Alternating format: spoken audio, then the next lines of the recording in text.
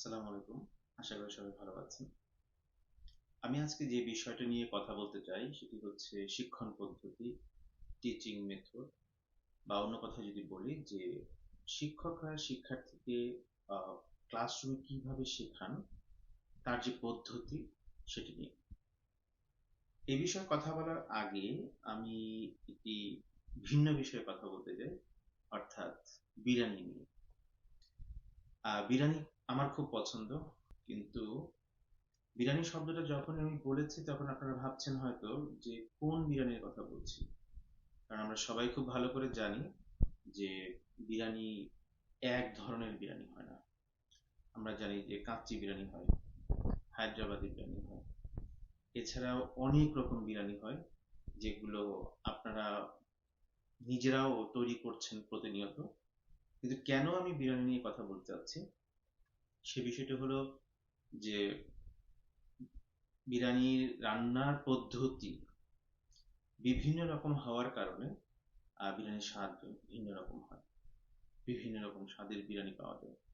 কিন্তু আপনারা একটা জিনিস লক্ষ্য করবেন যে বিরিয়ানিতে যে মৌলিক যে উপাদানগুলো থাকে, অর্থাৎ মাংস থাকে, চাল থাকে, কিছু সাধারণ মসলা থাকে, এগুলো কিন্তু সব বিরিয়ানিতেই কম বেশি ব্যবহার করা হয়।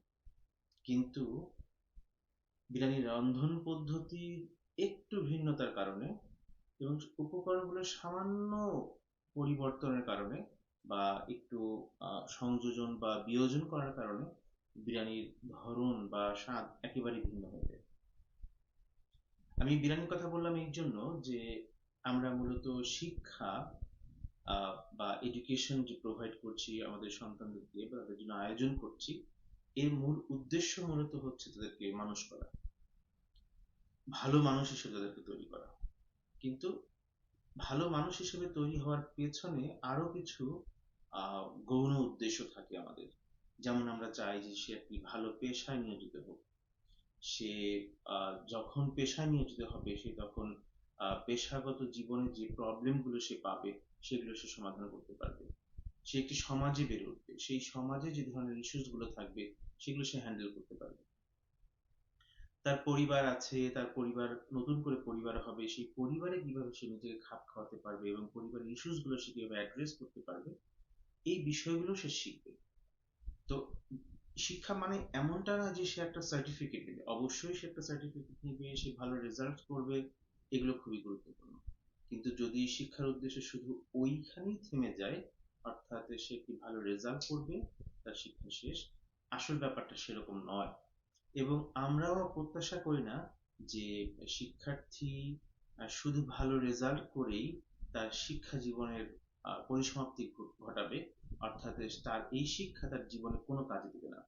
বরং আমি যেটা বলেছি যে সে তার পরিবার, সমাজ, রাষ্ট্র, পেশাগত জীবন, ভবিষ্যৎ জীবন, এমনকি বিশ্বে সে প্রভাব বিস্তার করতে পারবে, এবং এটাই মূলত শিক্ষা থেকে প্রত্যাশা করা হয়। কিন্তু এত কিছু, এত উদ্দেশ্য, সবকিছুর মূলে আমার যে অবজারভেশন সেটি হচ্ছে শিক্ষণ পদ্ধতি বা টিচিং মেথড, যেটা আমি বলেছি। এটা অনেকটা বিরিয়ানি রান্নার মতোই। শিক্ষক কিভাবে শিক্ষার্থীকে শেখাচ্ছেন, শিক্ষার্থীর সাথে ইন্টারাকশন করছেন, শিক্ষক শিক্ষার্থীকে অন্যান্য শিক্ষার্থীর সাথে কিভাবে ইন্টারাকশন করতে সহযোগিতা করছেন বা স্কোপ তৈরি করে দিচ্ছেন, এবং শিক্ষক কিভাবে শিক্ষার্থীকে মূল্যায়ন করছেন, আহ, শিক্ষার্থীর কি কি শিক্ষণের ক্ষেত্রে কি কি উপকরণ ব্যবহার করছেন, এই সব কিছু মূলত হচ্ছে শিক্ষকের শিক্ষণ পদ্ধতি এবং শিক্ষণ পদ্ধতির সাথে সংশ্লিষ্ট বিষয় বিষয়াবলী। যে বিষয়টি সবচেয়ে গুরুত্বপূর্ণ, অর্থাৎ শিক্ষক যদি একটি বিশেষ পদ্ধতিতে শিক্ষার্থীকে শেখান, শিক্ষার্থী একটি বিশেষ পদ্ধতির যোগ্যতাই অর্জন করবে। শিক্ষক যদি শিক্ষার্থীকে কিভাবে সমস্যার সমাধান করতে হয় সেটা না শেখান, শিক্ষার্থী কখনোই সমস্যার সমাধান করতে পারবে না। শিক্ষকের উদ্দেশ্য যদি থাকে যে শিক্ষার্থী এটা জানবে, গিয়ে পরীক্ষা দিবে, জেনে পরীক্ষা দিবে এবং পরীক্ষা দিয়ে ভালো রেজাল্ট করবে, তাহলে শিক্ষার্থী সেটা করবে। শিক্ষক যদি শুধুমাত্র নোটস বা গাইডস গুলো ফলো করেন, শিক্ষার্থীর পক্ষে ভালো রেজাল্ট করা সম্ভব, কিন্তু শিক্ষার্থীর পক্ষে কি সমস্যার সমাধান করা সম্ভব কিনা, শিক্ষার্থীর পক্ষে কি অন্যের সাথে মেশা সম্ভব কিনা, সে ভবিষ্যতে তার কলিগদের সাথে মিশবে এবং মানিয়ে নিয়ে কাজ করবে, এমনটা কি সম্ভব কিনা? কারণ তো সে তো গাইড বই পড়ে এসেছে বা নোটস পড়ে এসেছে, মুখস্থ করে এসেছে। তাই শিক্ষকের শিক্ষণ পদ্ধতি কেমন হবে বা কেমন হচ্ছে, এই বিষয়টিতে অভিভাবকদেরও খুব সচেতন থাকা প্রয়োজন। শিক্ষকদের তো অবশ্যই সচেতন থাকা প্রয়োজন। আপনারা যদি মাংস, চাল এবং একই ধরনের মশলা দিয়ে প্রতিদিন রান্না করেন এবং প্রত্যাশা করেন যে না আজকে রান্না করেছি এটা হবে কাচ্চি বিরিয়ানি, কিন্তু আসলে কি হবে কিনা?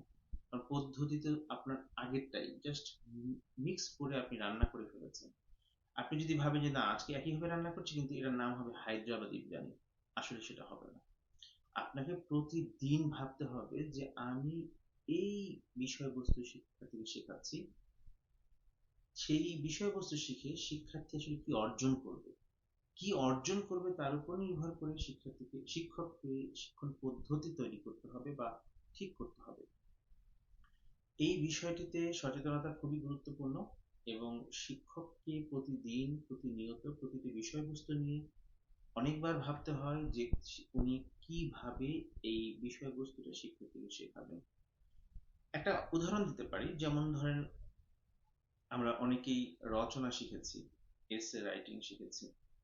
আসলে কি এসে রাইটিং শিখেছি কিনা, রচনা শিখেছি কিনা, নাম সেটা রচনা কিন্তু আমরা আসলে সেটা করিনি।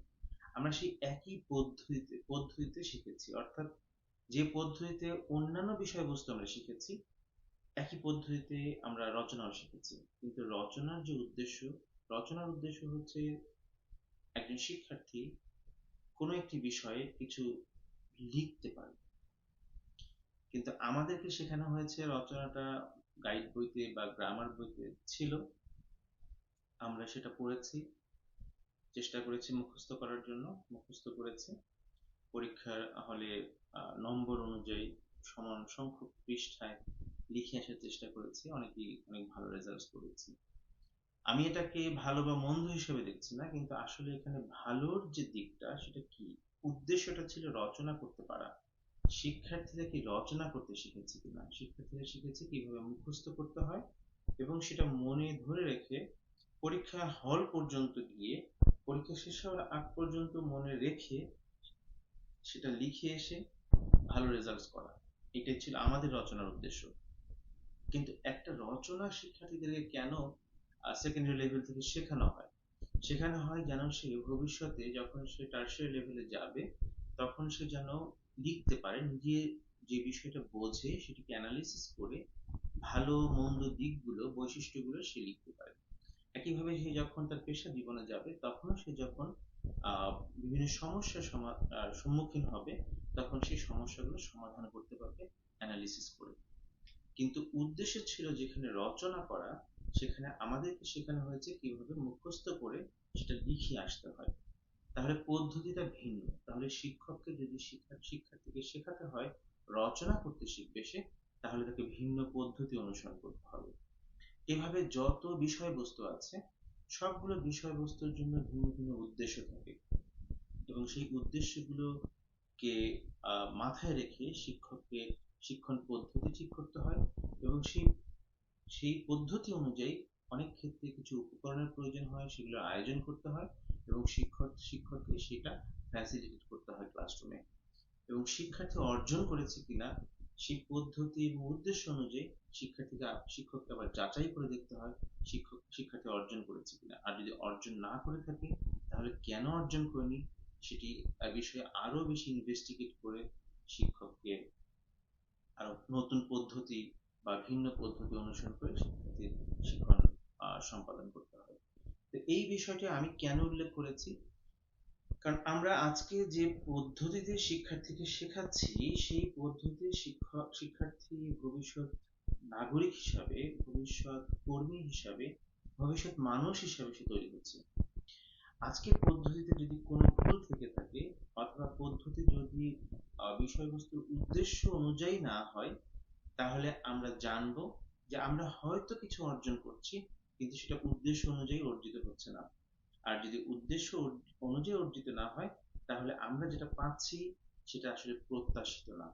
এই কারণে আমরা প্রত্যাশিত কর্মী বাহিনী পাচ্ছি না, আমরা প্রত্যাশিত সুনাগরিক পাচ্ছি না, আমরা প্রত্যাশিত মানুষ পাচ্ছি না। তো এই দায়িত্বগুলো শিক্ষকের, অবশ্যই প্রাথমিকভাবে শিক্ষকের, একই সাথে এই দায়িত্বগুলো অভিভাবকদেরও। অভিভাবকদেরও বুঝতে হবে যে শিক্ষার্থী শুধুমাত্র মুখস্থ করে ভালো পরীক্ষায় ভালো রেজাল্টস করলেই সে ভালো শিক্ষার্থী বা ভালো মানুষ হিসেবে তৈরি হচ্ছে না, বা তার কগনিটিভ ডেভেলপমেন্টটা স্বাভাবিকভাবে হচ্ছে না। কারণ কগনিটিভ ডেভেলপমেন্ট শুধু মেমোরাইজেশনের মধ্যে সীমাবদ্ধ না। এই ক্ষেত্রে শিক্ষার্থীর বিশ্লেষণ, তার সংশ্লেষণ, তার মূল্যায়ন, বিভিন্ন বিষয় জড়িত থাকে। তো শিক্ষার্থী শুধুমাত্র যদি মুখস্থ করে এবং মুখস্থ করে তার ভালো রেজাল্টস করে, সেটাতে যদি অভিভাবকরা খুশি হন এবং সেটাই তারা প্রত্যাশা করেন, তারা তাদেরকে গাইড বই সাপ্লাই করেন, তারা নোটস খোঁজেন, তারা প্রাইভেট টিউটরের কাছে নিয়ে যান, কোচিং সেন্টারে নিয়ে যান, এবং যদি জানেন যে হ্যাঁ এর মাধ্যমে শুধু একটা একাডেমিক রেজাল্টস তৈরি হওয়া সম্ভব, আমি আপনাদের সাথে একমত। একাডেমিক রেজাল্টস ভালো হবে, কিন্তু ভালো শিক্ষার্থী, ভালো নাগরিক তৈরি হবে না। আমি আশা করব আপনারা এই বিষয়ে আরো সচেতন হবেন এবং শিক্ষককে সহযোগিতা করবেন, শিক্ষকরাও সচেতন হবেন, এবং অভিভাবক যারা আছেন তারা, আমি প্রত্যাশা করব যে আপনারা এই বিষয়টি আরো সিরিয়াসলি ভাববেন, যে আপনার সন্তান কিভাবে শিখছে, তাকে কোন পদ্ধতি অনুসরণ করে শেখানো হচ্ছে, আপনি যে বিদ্যালয়ে তাকে নিয়ে যাচ্ছেন সেই বিদ্যালয় কি সঠিক পদ্ধতি অনুসরণ করে শেখানো হচ্ছে কিনা, তাকে বৈচিত্র্যপূর্ণ পদ্ধতির মাধ্যমে বৈচিত্র্যপূর্ণ বিষয়বস্তু তাকে শেখানো হচ্ছে কিনা। ধন্যবাদ সবাইকে।